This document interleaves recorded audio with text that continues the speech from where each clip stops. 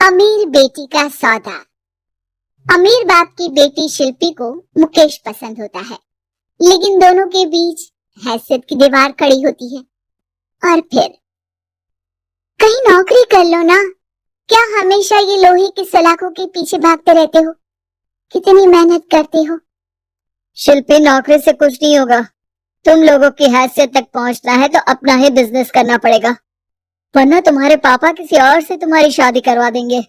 अच्छा, ऐसे किससे करवा देंगे? मैं तो तुमसे ही शादी करूंगी। बोल दिया तो बोल दिया, बस।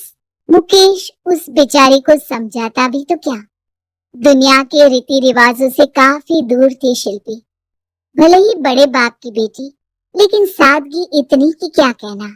बेटा शिल्पी, कल तुमको देखने लड़के वाले आने वाले हैं, तैयार रहना।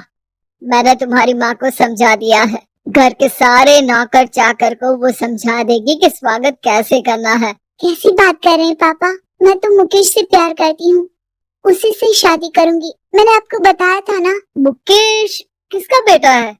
वो स्टील किंग सिंघानिया का, या वो जो बड़े ज्वेलरी वाले हैं मेहता, उनका? नहीं नहीं पापा, वो अपना ही काम करता है, लेकिन एस्टेब्लिश नहीं है अभी। पापा, वो आपके पास तब आएगा जब कुछ बन जाएगा। आप प्लीज थोड़ा सा वक्त दे दीजिए। पिता को शिल्पी की बात पर गुस्सा आ जाता है। वो उससे कुछ नहीं कहते और शिल्पी की माँ के पास जाते हैं। ये संस्कार देकर बड़ा किया तुमने शिल्पी को, और कैसे मैं किसी भिखारी के साथ उसकी शादी कर दूं? कौन है ये मुकेश? मैं जानती हूँ, बड़ा ही होनहार लड़का है। शिल्पी से बहुत प्यार करता है और शादी करना चाहता है। अरे ऐसे कैसे मैं किसी से भी अपनी बेटी की शादी कर दूं? कोई भी उठकर आए और कहे कि मैं शादी करना चाहता हूँ तो मैं शादी कर दूं? कान खोल कर सुन लो, कल उसे अच्छे से तैयार कर देना, क्योंकि जो लड़का मैंने देखा है शिल्पी के लिए, वो करोड़पति घर का बेटा है, समझी? लाख मना करने पर भी शिल्पी को उस लड़के से मिलवाया जाता है जो उसके पिता ने उसके लिए देखा था। देखिए, मैं किसी और से प्यार करती हूँ और उसी से शादी करूंगी। ये तो बहुत अच्छी बात है कि तुम किसी और से प्यार करती हो, क्योंकि मैं भी किसी और से प्यार करता हूँ। लेकिन शादी तो हम दोनों को ही करनी होगी, जानती हो ना, ये बिजनेस और ये सारा कुछ। शिल्पी को समझ में नहीं आता कि वो क्या कह रहा है, लेकिन वो समझ जाती है कि वो लड़का भी किसी और से प्यार करता है। पिताजी, वो भी कह रहा था कि वो किसी और से प्यार करता है। हाँ तो करने दो ना, हमने तो नहीं रोका। तुम अपना देखो, शादी के लिए हाँ कर गया है वो। लेकिन क्यों? अरे वो और मैं दोनों ही एक दूसरे से प्यार नहीं करते, फिर शादी क्यों कर ले? पापा, एक बार सिर्फ मेरे कहने पर आप मुकेश से मिल ले। पिता शिल्पी के कहने पर फॉर्मेलिटी के लिए ही सही, लेकिन मुकेश को घर बुला लेते हैं। देखो, ज्यादा वक्त नहीं दे पाऊंगा।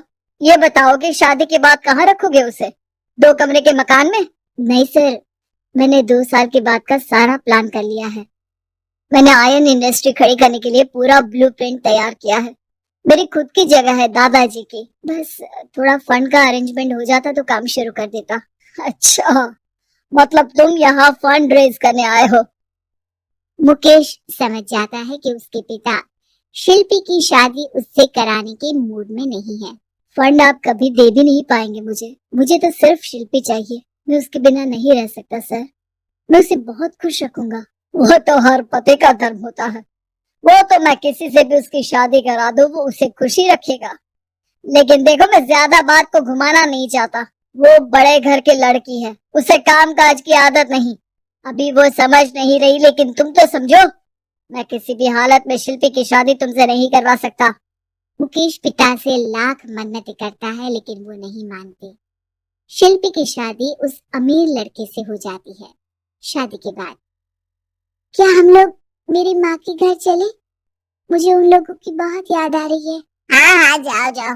वैसे भी आज मैं अपनी गर्लफ्रेंड के साथ मसूरी जा रहा हूँ, तुम जा सकती हो। कैसी बात कर रहे हैं? अब हम लोगों की शादी हो गई है, आप कैसे किसी और लड़की के साथ जा सकते हैं? अरे मैंने तो तुम्हें शादी के पहले ही बता दिया था कि मेरी कुछ गर्लफ्रेंड्स है। अब प्लीज ये टिपिकल बीवी वाला रोना धोना शुरू मत कर देना। शिल्पी पिता के घर जाती है और माता पिता को सारी बात बता देती है। इतना गंदा इंसान निकलेगा, मैंने तो सोचा ही नहीं था। अरे क्यों कराई मेरी फूल जैसी बेटी की शादी ऐसे घर में। और तो क्या हो गया, शुरू शुरू में हर घर में ऐसा होता है, धीरे धीरे ठीक हो जाएगा। और वैसे भी उन लोगों के साथ हम लोगों की एक बड़ी डील फाइनल हुई है, समझी। उन लोगों से रिश्ता बना कर रखो, तभी पैसों की बारिश होगी। पापा, अब समझ में आया कि आपने मेरे साथ ऐसा क्यों किया।